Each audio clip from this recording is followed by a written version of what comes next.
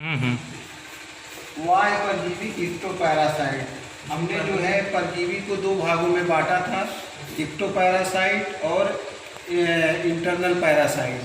तो जो अंतः परजीवी और बाह्य परजीवी, तो जो इंटरनल पैरासाइट में हमने तीन भागों में बांटा था, निमेटोड, ट्रिमेटोड और सेस्टोड। तीन भागों में उनका मैंने वीडियो पहले ही डाल चुका हूँ। अब मैं बाह्य परजीवी के विषय में इक्टोपैरासाइट क्या होता है। इक्टोपैरासाइट जो परजीवी होता है वो शरीर के ऊपर पाए जाते हैं, उन्हें बाह्य परजीवी कहते हैं। और ये बाह्य परजीवी के प्रकार में जो लाइस होती है, लाइस, टिक्स, माइट्स, फ्लीज और फ्लाइज एंड फ्लीज, ये जो है 5 प्रकार के जो है पैरासाइट्स बाह्य परजीवी जो है होते हैं। तो अब इनमें जो है ये जब शरीर के ऊपर पाए जाते हैं तो क्या लक्षण प्रोड्यूस करते हैं। तो इसमें जो लक्षण प्रोड्यूस करते हैं, ये जलन और खुजली जब शरीर के ऊपर पाए जाते हैं, तो जब ये खून चूँकि शक करते हैं तो शरीर के ऊपर से खून लेते हैं अपने शरीर को चलाने के लिए, तो जहाँ पे ये खून चूसते हैं वहाँ पे जलन होती है, खुजली होती है और बाल झड़ने की समस्या देखने को मिलती है। और पशु बेचैन होता है, क्योंकि जब खून चूसते हैं तो उससे क्या पशु एकदम बेचैन होता है। और खून जब घटता है तो उससे एनीमिया का भी शिकायत होती है और पशु का जो है ग्रोथ रुक जाती है, तो उससे वजन कम होने लगता है। तो और उसके बाद दूध, अगर दूध देने वाला जानवर है तो उसमें दूध उत्पादन की क्षमता भी जो है घटती जाती है। और अगर घाव है तो घाव में जो फ्लाइज और फ्लीज हैं, ये क्या करती हैं, घाव में जो है अंडे देकर मैगट बना देती हैं और घाव को और बड़ा करती जाती हैं। तो फ्लाइज जो है बैक्टीरियल, वायरल, प्रोटोजोवन, रिकेट्सियल बीमारी को वेक्टर की तरह से एक से दूसरे में ट्रांसमिट करते हैं। तो एक जानवर से दूसरे जानवर में ये वेक्टर का काम करती हैं। तो इतने सारे लक्षण जो है बाह्य परजीवी के होते हैं।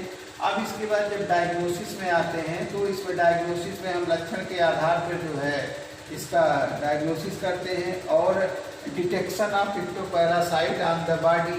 और हम बॉडी को जब फील करते हैं तो उसमें हमको साफ साफ दिखता है कि इसके शरीर के ऊपर जो है बाह्य परजीवी चलता हुआ दिखाई देता है। तो हम इसके आधार पे हम देख लेते हैं कि ये शरीर, ये जो जीव है या पशु है, ये इक्टोपैरासाइट से प्रभावित है। उसके बाद हम जो उपचार के लिए देखते हैं तो उपचार में डेल्टामेथ्रिन का सोल्यूशन आता है। तो ये इसमें हम क्या करते हैं, इसका डेल्टामेथ्रिन का स्प्रे करते हैं या सोल्यूशन घोल के 2.5 ml, 5 ml, 5 ml पर लीटर, 1 लीटर के रेशियो से मिला के इसके शरीर पे लगाते हैं, उसका स्प्रे करते हैं। तो उससे जो है इक्टोपैरासाइट से हम अपने पशुओं को निजात दिला सकते हैं। या दूसरा साल्ट है साइपरमेथ्रिन।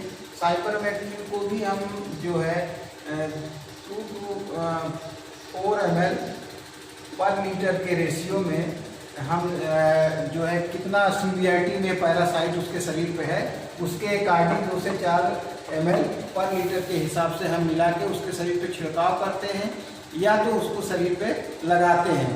तो उसको लगाने के बाद हम 10 मिनट, आधे घंटे के लिए छोड़ देते हैं, फिर उसके बाद हम सादे पानी से नहला देते हैं। और ये सभी भी सोल्यूशन जो है क्या होते हैं कि ये जहरीले होते हैं, तो पशु को चाटने से हमको अवॉइड करना है, रोकना है, ताकि वो टॉक्सिसिटी का शिकार ना हो।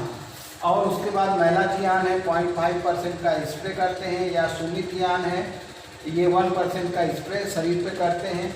और उसके बाद BSC गैमेक्सिन या DDT जो है 5% डस्ट, ये डस्ट है, हमने यहाँ पे लिखा हुआ है डस्ट।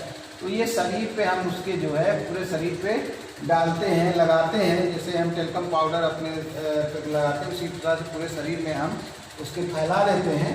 तो जो है इससे भी हमको इक्टोपैरासाइट से निजात मिलती है। उसके बाद लास्ट में क्या होता है कि शरीर से तो हमने कर दिया, लेकिन चूँकि बाड़े में, दर्रों में, पोरों में जो है, अंधेरों में ये इक्टोपैरासाइट छिपे रहते हैं, तो तो शरीर से हमने हटा दिया, लेकिन फिर कुछ समय बाद हम देखते हैं कि उसके शरीर पे फिर से पैरासाइट्स, एक्टोपैरासाइट्स आ जाते हैं। तो हम ये समझते हैं कि हमारी दवा कोई काम नहीं की।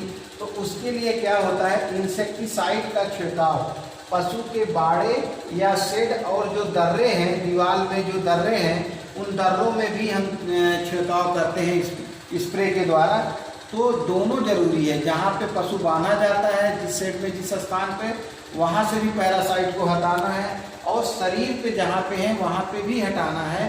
तब हम जो है इस पैरासाइट से हम जो है निजात पा सकते हैं। तो अब हम इसके कंट्रोल के लिए जो है हम क्या करते हैं, सबसे पहले हम प्रभावित जानवर को अलग करें एवं उपचार करें। पशु के शेड में इंसेक्टिसाइड का छिड़काव नियमित अंतराल पर करें। दीवार के दर्रों में इंसेक्टिसाइड का छिड़काव करें, और बहुत बारीक जो दर्रे हैं उनमें भी स्प्रे के द्वारा अंदर तक जो है छिड़काव करें, ताकि वहाँ से पुनः आने के कोई भी एक्टोपैरासाइट के चांसेस न रह जाए।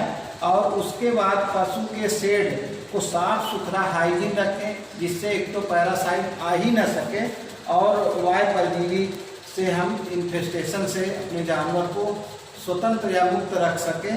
और लास्ट में पशु शेड के चारों ओर जो भी खरपतवार, छोटे छोटे घास फूस हैं, उन सबको हम हटा दें, साफ सुथरा रखें, ताकि इससे भी हमें जो है एक्टोपैरासाइट के कंट्रोल करने में मदद करेगी।